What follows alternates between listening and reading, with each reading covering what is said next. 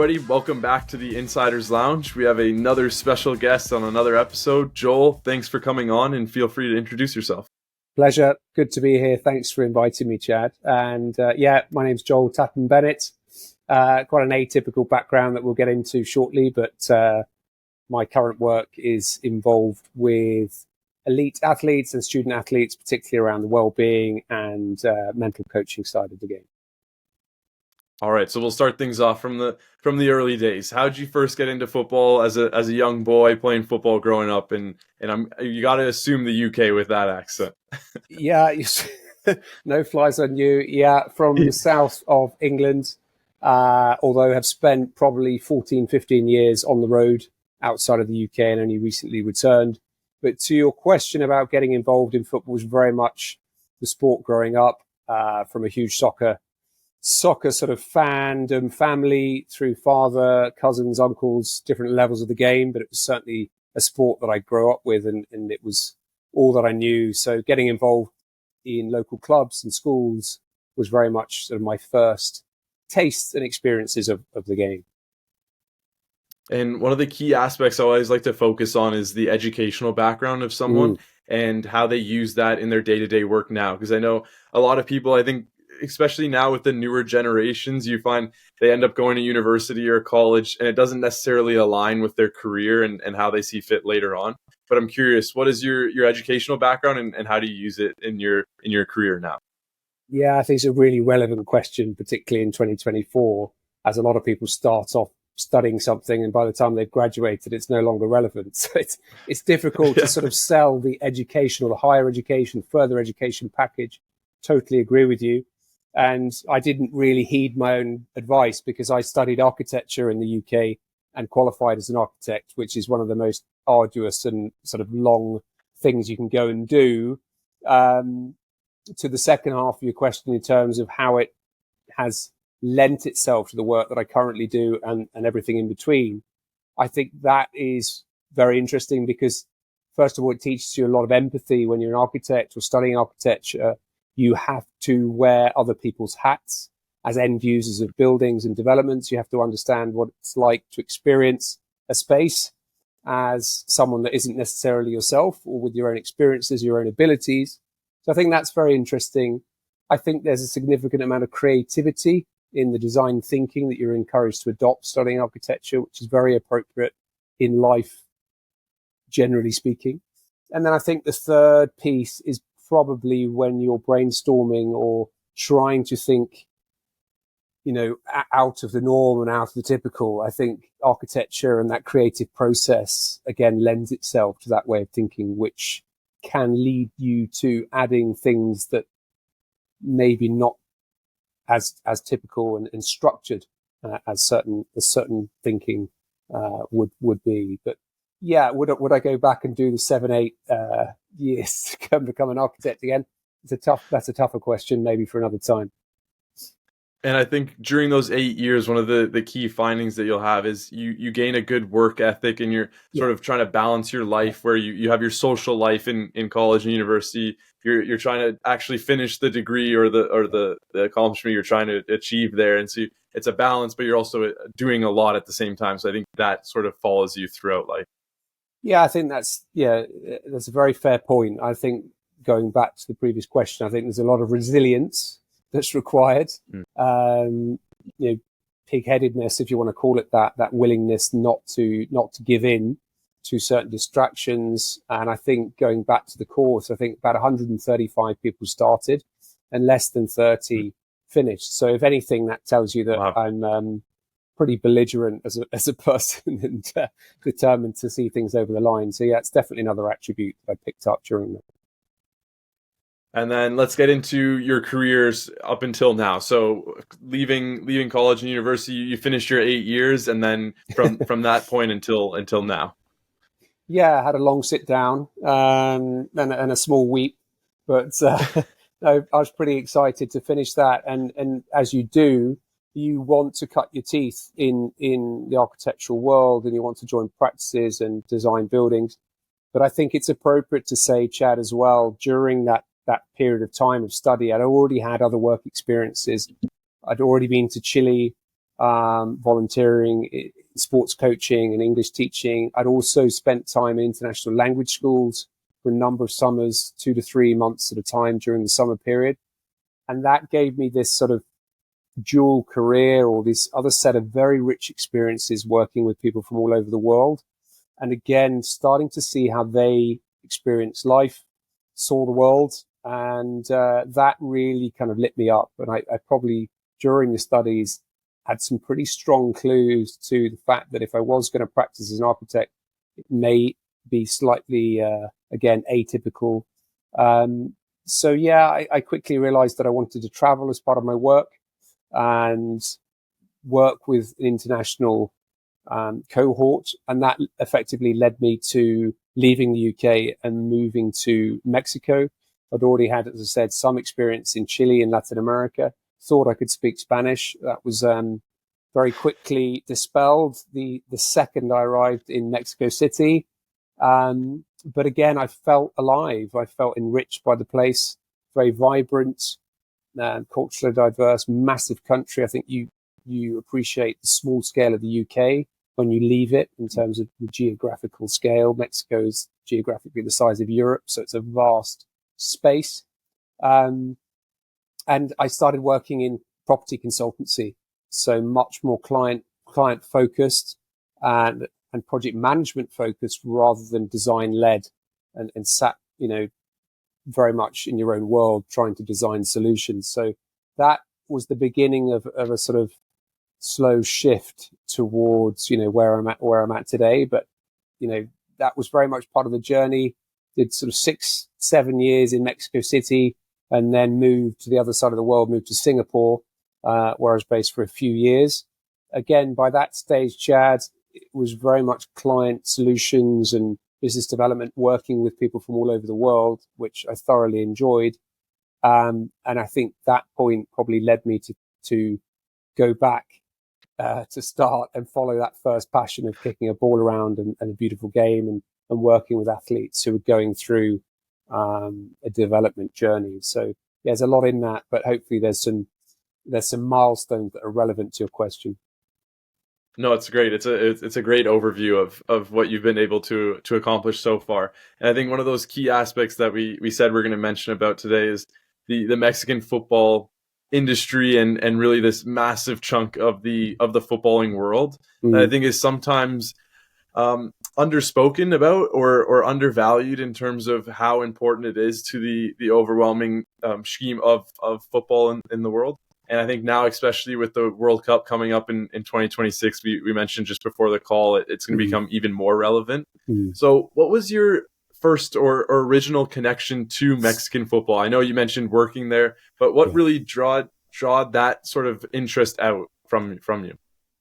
Yeah, it's another good question. I think what's relevant to that and any listeners was that when I first arrived in Mexico, I quickly realized that there was what I would describe as a slight lack of social mobility, or perceived lack of social mobility, in that the cards that you were dealt were perhaps in some way fixing a trajectory for you in life. And those experiences that I'd had working in international language schools, certainly in Chile, led me to develop what we could describe perhaps as soft skills workshops that were primarily focused on developing confidence, understanding that you may have to network at events, being very assured of what you're trying to say, delivering message, being articulate, and so on and so forth.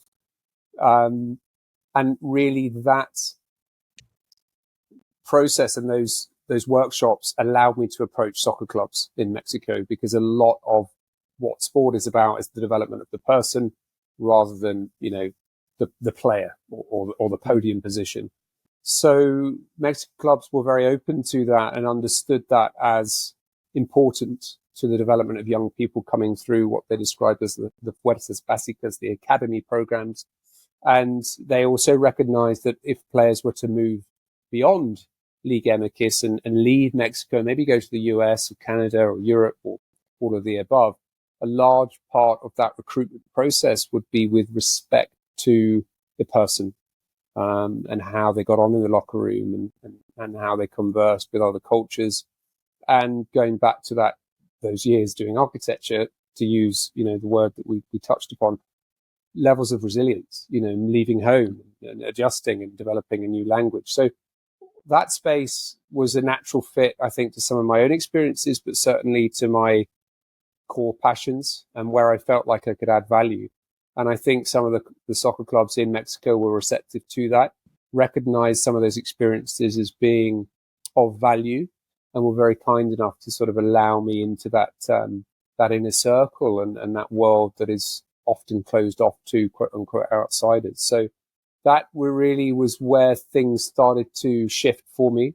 And then ultimately, you get feedback from people that you're working with in that space. And, you're not everyone's cup of tea, or however you want to describe it, but there was enough perhaps credit in the bank to allow that to continue and develop very much as a side hustle. So getting into the Mexican footballing side of things, and I wanted to start with the changes to the league. So we have some new restructuring, reformatting, and things that have started to change now. Like we were mentioning a little bit before the call, there's some new ways that they can move things around to hopefully make the future of football in Mexico maybe more on a rising light, I guess you could call it. So let's start with the restructuring of the playoff format. Can you give some insight into what's happening there and what changes are around the corner?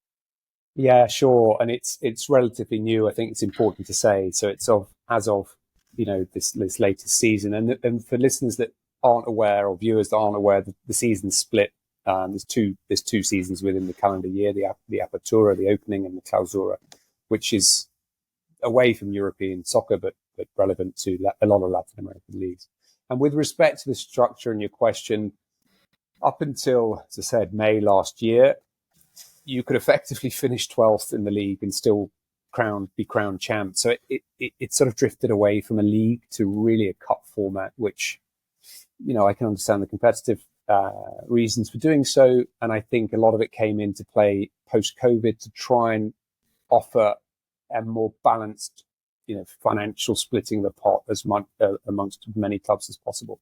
So in the past, the top 4 teams would go into a quarterfinal automatically, and then the 8 teams below them, they would kind of fight it out to get into that tournament, and eventually the winner of all of those games would become champion. So as I said, in essence, that would mean you could finish 12th in the league, 12th out of 18th, I add, and still be crowned champion, which is, raised a few eyebrows. So now the new format is that the top 6 automatically go into a quarterfinal. They get a bye into the sort of final round. And then it's teams, the 4 teams below them, sort of battle it out for the last 2 spaces. So it's become a little bit more competitive in that sense, and I think a little bit more genuine for a league. So it's really favouring the teams that compete over the long term, rather than just effectively a cup. You can have a great game, win 2-3 games, and you're suddenly league champion, which is, I think, slightly disingenuous. Why have they done that? I think going back to some of the poor performances of the Mexican national teams, both senior and under 20s, both male and female. Mexico as a national team didn't qualify, didn't leave the group stages in the Qatar World Cup. First time since 1978 that they failed to get out of the group stages. Remarkable sort of performance, if you will. Both the under 20s male and female teams haven't qualified for their respective World Cups. And actually the male team hasn't even qualified for the Olympics this summer in Paris. So I think enough was enough. And some of those changes have been introduced to try and give the domestic league a real shot in the arm that I think it needs, and will support the development of the national game. And you mentioned there's obviously the 2 league formats. There's the Apertura and the Clausura. Does the playoff now happen after each one, or is that after the end of the entire season? How does that exactly work? Yeah, it's a good question. They're both almost 2 separate competitions, so that they run exactly the same in the same format, but at just different stages of the year. They tend to the Apertura runs through from July to December, and then the Clausura runs from January to May. But both of the endings or the conclusions of those mini leagues end in the same way as I described in the previous question. So there's still a playoff element. The only difference, I think, this year and last season is that it's sandwiched in the middle of the Apertura and the Clausura is now the Leagues Cup, which is the cross-border competition with the other North American kind of powerhouse leagues. So you get 47 games in that quote unquote break, which probably is as much as a sort of peek behind the curtain as to what we're going to see post 26th North American World Cup in terms of a joined up North American competition. But yeah, that answers the question. Yeah, it's a long season for sure. I couldn't imagine it. And then we also mentioned, so is it new financial incentives, or is it just a changing of the financial incentives in terms of how you're actually placing in the league? It's new financial incentives to again, if the information with regards how you're going to incentivize has only really been described as best performing team. Now, how that's judged is obviously slightly subjective, but in essence, the best performing team, whatever that means, whether that's top of the league or most goals scored or some other panel of assessment in terms of performance, there is a financial reward and, as I understand it, a place in CONCACAF Champions League. So again, it's a carrot mechanism to keep domestic teams kind of pushing forward throughout the season and therefore benefiting not only the competition from a spectacle, but going back to those points about poor performance on the national stage and encouragement of the development of Mexican players to keep the national team kind of where it should be. And we mentioned a lot of these changes are made in order to showcase the peak of Mexican football. They've been struggling in terms of the World Cup and some of the worldwide competitions. So I think we're constantly trying to improve on the development end, but I think also in terms of the entertainment side and actually making it an enjoyable product to watch. Yeah. So I think we had the two key points of effective playing time and the amount of goals scored. So I think effective playing time is interesting because with the launch of MLS getting restarted now, I noticed even their effective playing time in terms of additional time being added on, it was similar to the World Cup. I saw over the weekend you were seeing 6, 7, 8, 9, I think even 10 minutes in the TFC game, which is quite a bit of additional playing time. And so yeah, let's get into the Liga MX side in terms of how they've made their changes and how they compare in terms of effective playing time compared to maybe the top 5 leagues and some of the other leagues around the world. Yeah, you're right. It is a broader question that isn't exclusive to Liga MX and the Mexican football and Latin football generally. But I think if we start there, there was a real concern, from the previous administrator of Mexican football that effective game time was slumping to kind of an all-time low, and people kind of being obviously turned off by that. There was a lot of stoppages. It's highly commercialized, the broadcasting of the game. So you'll get adverts kind of every stoppage, if you will. And there was a frustration, I think, from the fan base that, out of 90 minutes, maybe I'm only seeing 50% football or action, and the rest I'm seeing some sort of pause, manufactured or otherwise. So I think there was a real incentive to increase the effective playing time. Where they're at now is probably much more in line with European leagues. So up to maybe they were kind of at an all-time low of like 47 minutes, and now they're up to about 55 in a very short period of time. So the action's been effective. The trajectory's good, and I think the entertainment's improved because of that.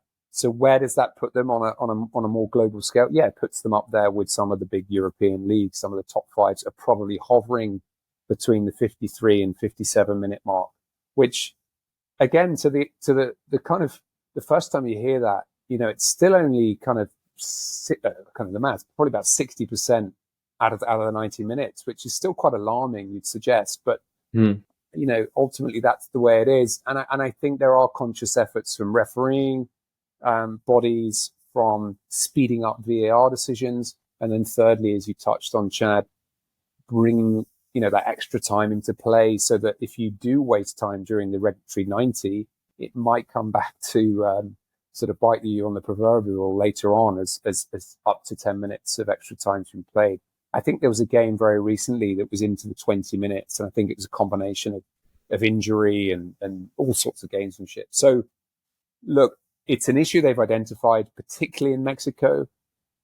They've taken action, and the message is out, and the results are starting to come to fruition, and we're seeing a much more improved, effective playing time that's brought them in line with some of the bigger European leagues. And then the second part of that, the amount of goals scored per game has also improved. And I think alongside that, so has factors like revenue, attendance, and the commercial side has improved with that as well. Am I right? Yeah, you are. I mean, the big news out of Mexico, and it's kind of last May, and some of that was league structure and other pieces that we'll touch on slightly later down the track.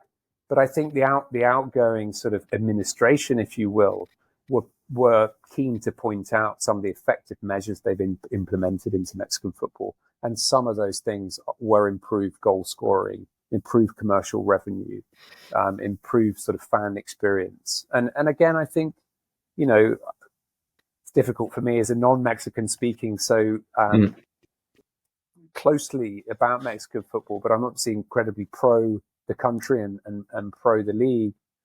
So the signs of improvement around those metrics, if you will, is very strong.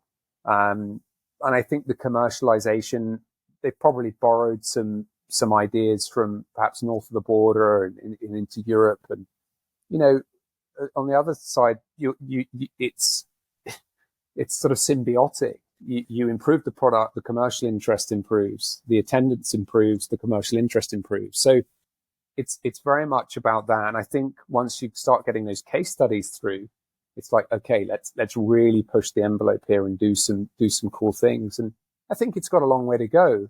But I think the success of other pilots like the League Cup, like the Campeones Cup, have meant to, lead to collective broadcast deals. Apple streaming the whole of the League Cup, going to be again, coming up in July.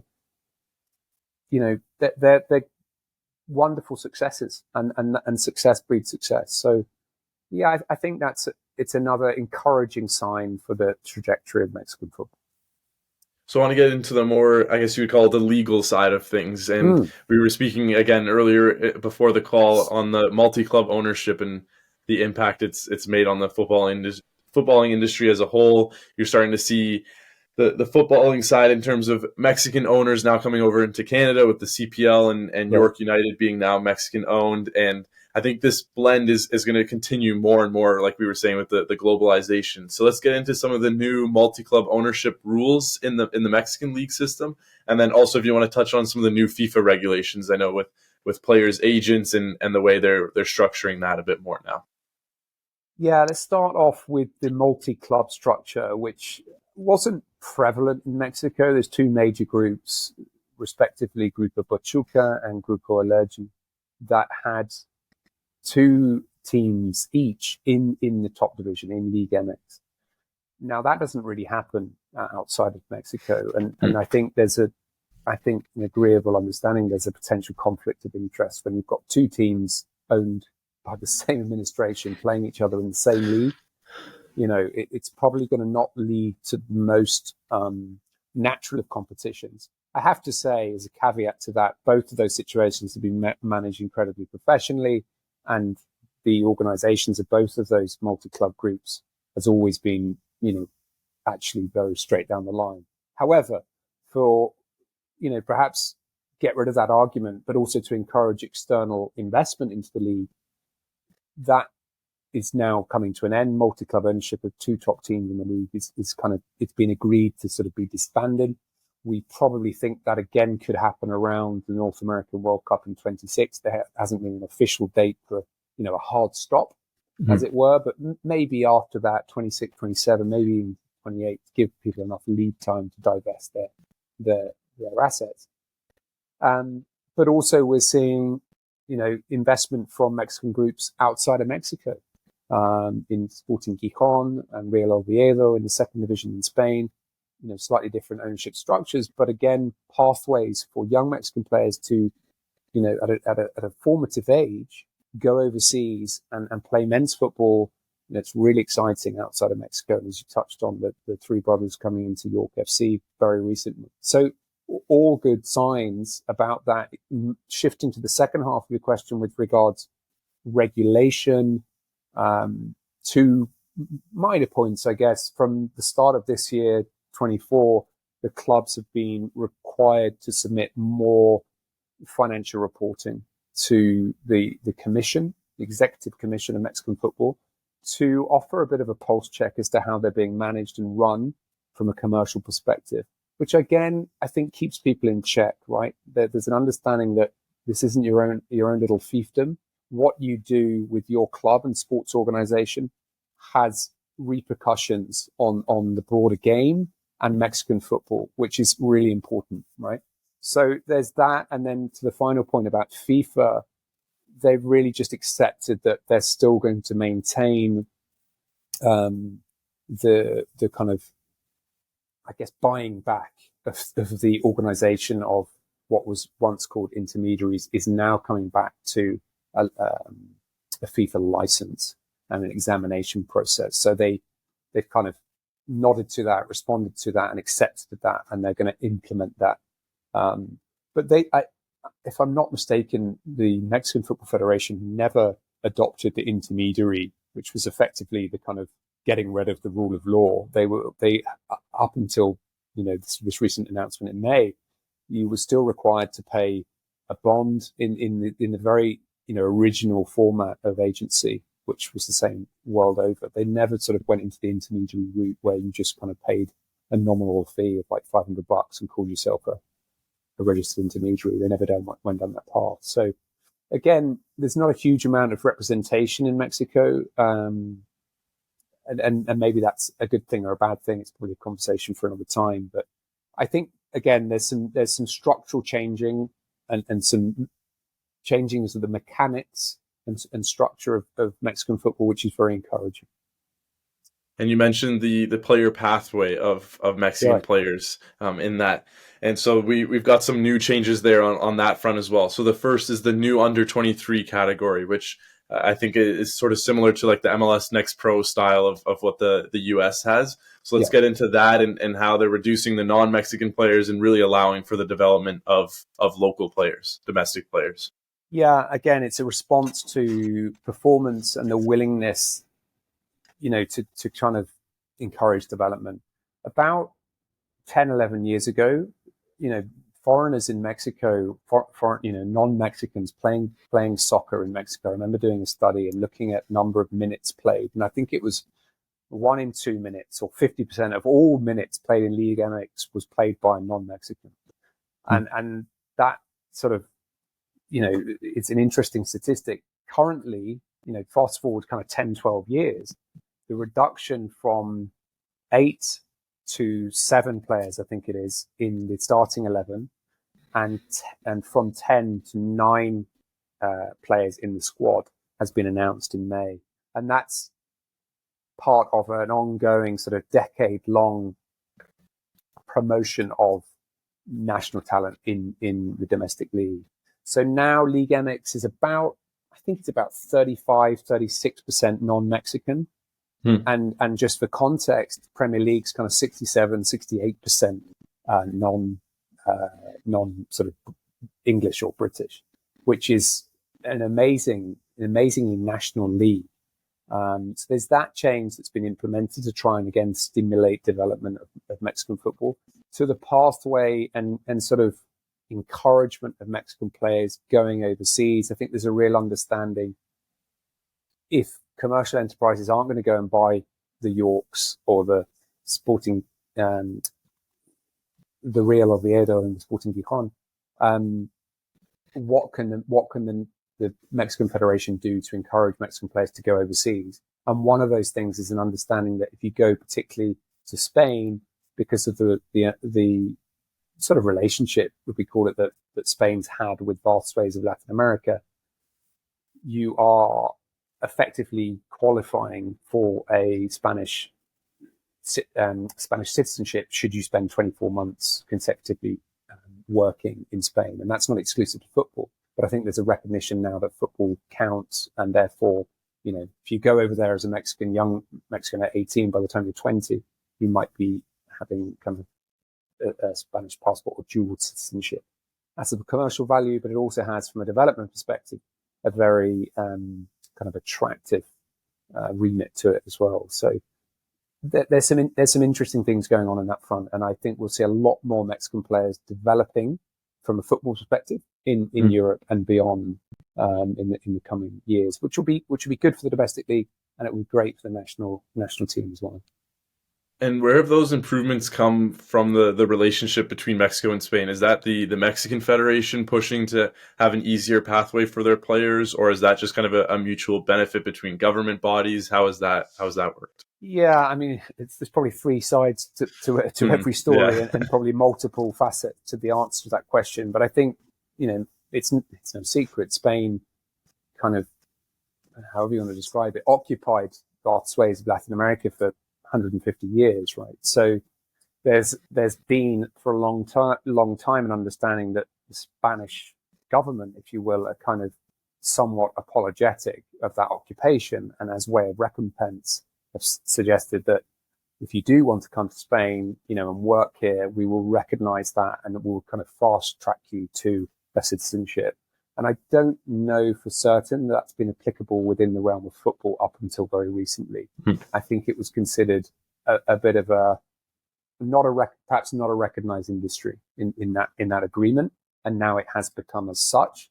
I also think there's some incentivization from either the clubs or more likely the league and the federation in supporting and really persuading clubs to send fringe talent out on loan into countries like Spain, because they recognize, some of the case studies of young Mexicans playing in Europe have been very strong. And again, success breeds success. So they're looking to incentivize that as much as possible. So short answer is probably it's come from both sides. So it's like a similar relationship with Brazil and Portugal, or I know Angola and Portugal kind of have those similar setups. Yeah, spot on. Yeah, and I think working visas, say, between the UK and Australia increased the age up until from 30 to 35 quite recently to try and encourage more Brits to come out there. And I think it's that sort of reciprocal symbiotic relationship that probably football is now taking full advantage. We'll get back into the personal side of things. I always like to ask the Insider's Lounge favorites, I call them. They're just the questions I ask each guest. You really start to get an idea of who you are as a person versus your career and some of the topics we've spoke on.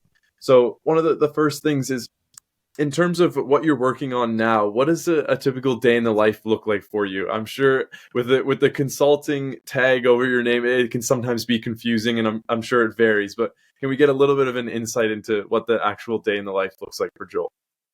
Yeah, it's varied, that's for sure. I think some of it is obviously goes back to the introduction I gave, which would be working with athletes from a wellbeing perspective along their journey, whether it's a transition in and out of an academy, an injury, or what have you. So some of that core space still remains, and I'm incredibly passionate about that. Other aspects of it might involve products within the football space, whether that's to do with football or data or anything else in between. So it might be an approach from a business that looks to come into Mexico or Latin American market. Unfortunately, I've been privileged enough to develop some strong networks in that part of the world, which can lend themselves to commercial conversations and agreements. So that's another significant part of what I do. And then off the back of that can lead into more commercial stuff. Maybe there's some activation or some sort of legends game where, someone needs a point of contact to bring in some talent, if you will, into, an activation or a piece of marketing. And whilst I wouldn't say my business is primarily around marketing and sponsorship, because of that network, you can sort of avoid a lot of, dying slowly and long lunches by getting to decision makers quite quickly and trusted individuals, which I'm, again, very privileged to have access to some of, which can be valuable. So there's a couple of points there about what that looks like. Other than that, there might be some market intelligence and some information from a club about a player that they've been presented, and could we look beneath the fingernails of that and actually what's their background on the ground, what have you heard, and reaching out to people and sort of talking about some of that due diligence as well before perhaps a player is loaned or acquired. So it is varied, but it's exciting and probably slightly more fun than commercial real estate. And I think any of the listeners will know by now that I'm sure there's a lot of research that goes into what you do, because you can hear the general knowledge that you need to have to be able to not only work in the Mexican and Latin American space, but also the reality is you're in the UK and you have to work with different cultures and communities to kind of amalgamate all of that together in one. So I'm sure there's a lot that goes in behind that. Yeah, and time zones too. I mean, I've only been back sort of in the UK probably just coming up to 2 years, and I would say last year, for example, I'd probably spent 4 months, outside of the UK. So whilst I'm based here, I think, I'm forever on the road, and it suits me. I enjoy it because I'm very nosy and I love meeting new people, much like yourself, and hence us having this conversation. So yeah, that's if that gives listeners some insight into what the average day or the typical day looks like, then hopefully there's a bit of a peek behind the curtain. Definitely.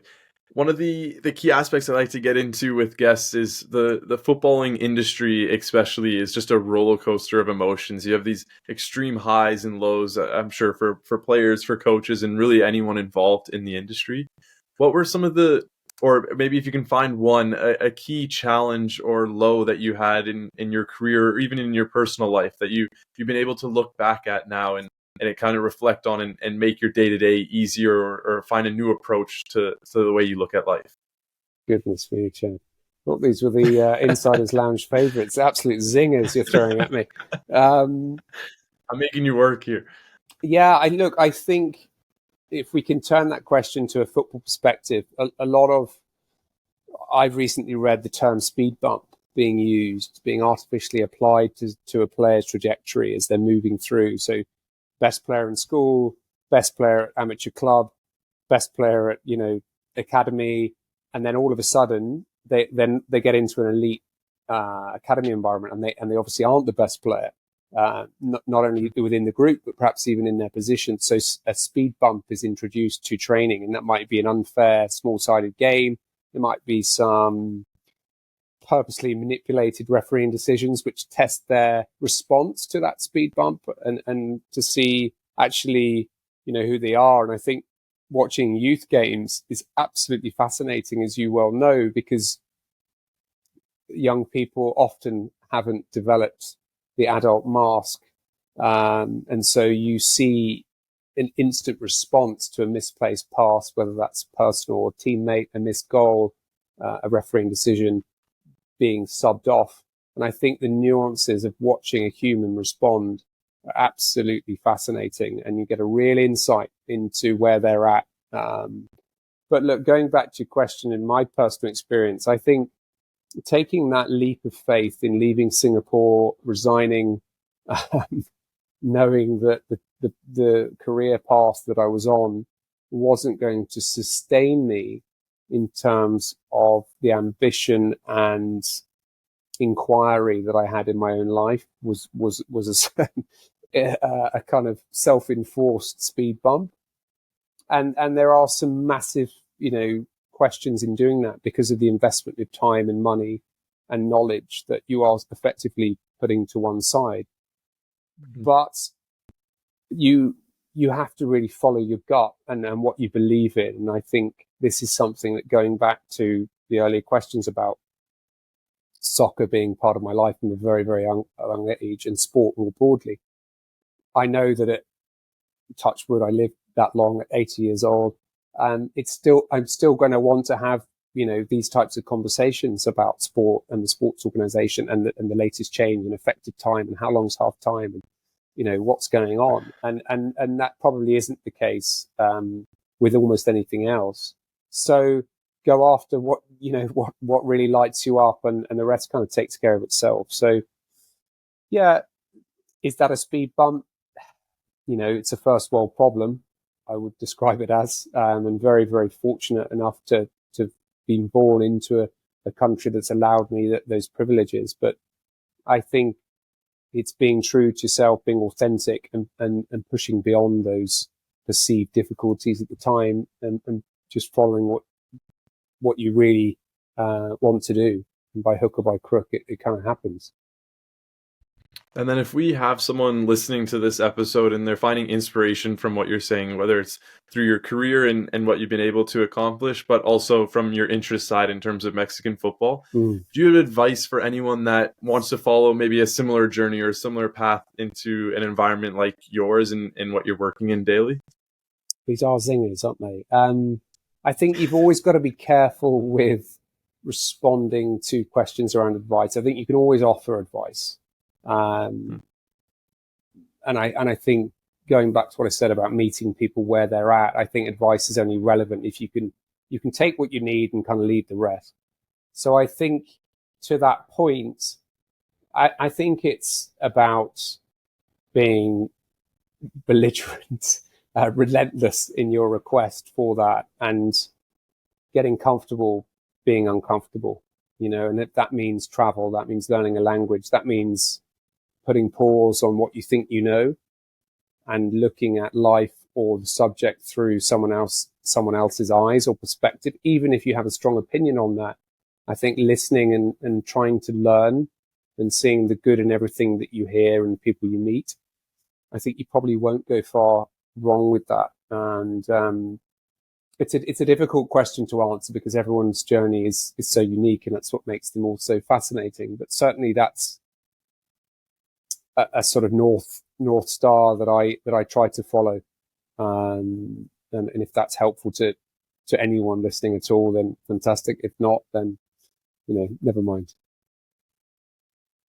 I have a phrase that I follow. It's seek discomfort, and so I always find wherever I am, I always try and do something different or try something that's uncomfortable for me. So whether it was traveling Europe for 5 months with one of my hometown friends, or my dad and I on New Year's, I think it was New Year's Day, we decided we're going to go cold plunge for the first time. Wow. So we went to the lake. It was like -5 outside, and we just went in it. But all of those little memories that I've been able to gain throughout my life now come from those moments where I thought I was going to be the most uncomfortable, but you're actually not uncomfortable once you just go and do it. And so I really like the point of resilience, but also just going out there and trying something different, or seeking the paths that not many have taken. And I think that's important as a general life advice.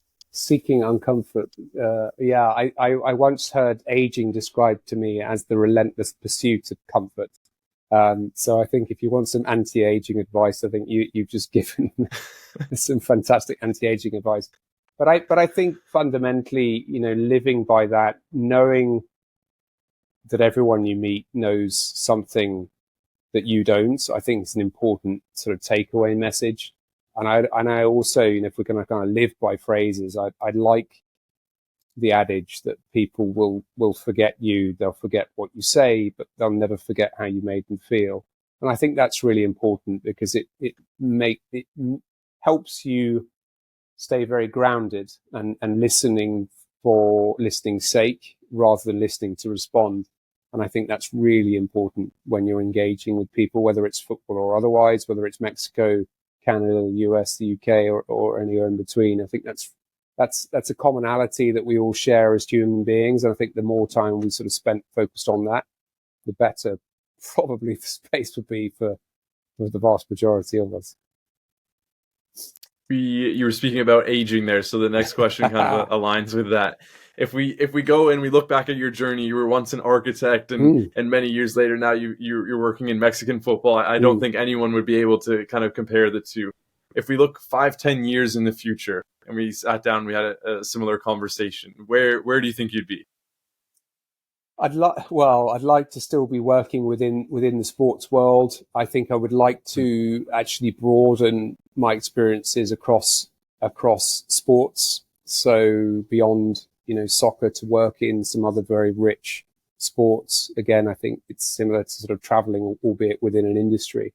So I think just doing more work with young people, working in the sort of pathway space, but across a larger number of sports, and hopefully taking in that international element, I'd be a very happy person and a very lucky man.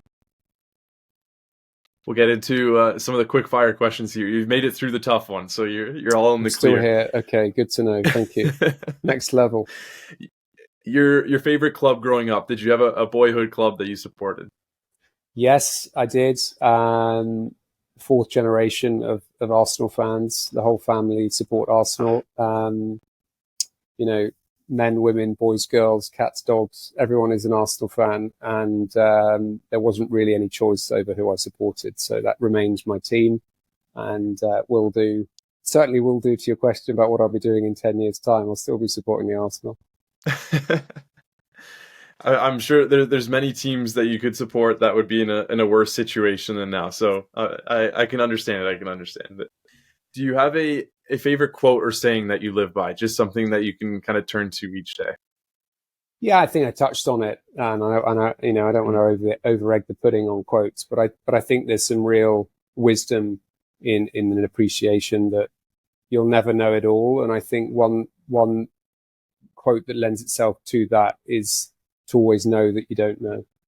And I think that's probably the only thing you need to know, is that actually you don't know, and you never will, and get comfortable with that. The brain's designed to predict and protect.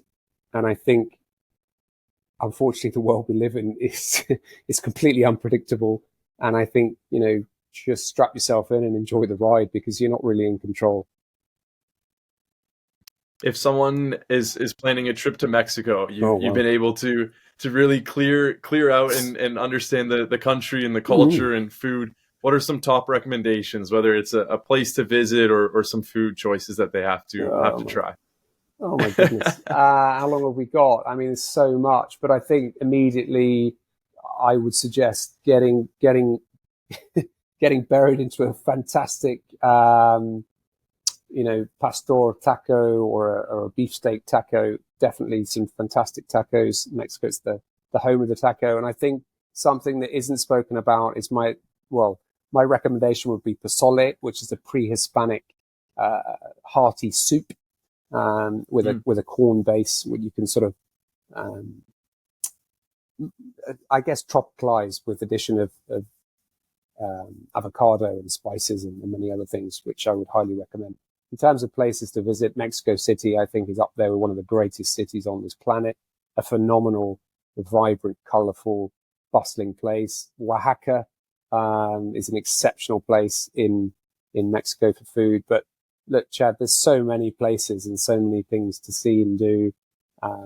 It would be remiss of a non-Mexican giving the definitive hit list of places that you shouldn't see. I mean, a bit like the US and a lot of the Americas. There's mountains, there's beaches, there's tropical jungles, there's deserts. So it's horses for courses and what you prefer and following the seasons. But I think if you can just get to Mexico for an extended period of time, you won't go wrong. I think many are going to be able to experience it for the first time with the World Cup. Right. So hopefully, if you're listening now and you're headed to the World Cup, then now you have some ideas of where to go and what to eat. Give me a shout and we'll grab a beer. And that's another thing that Mexico does extremely well, is some fantastic beer production. So, it's shaping up to be a hell of a competition. And, anyone that heads out there is a very lucky person. Do you like reading? Are you fond of reading? And if so, do you have a favorite book or one that you can recommend? Yeah, I'm an avid reader. Again, probably because I'm nosy and I have a real love for learning, as you probably tell.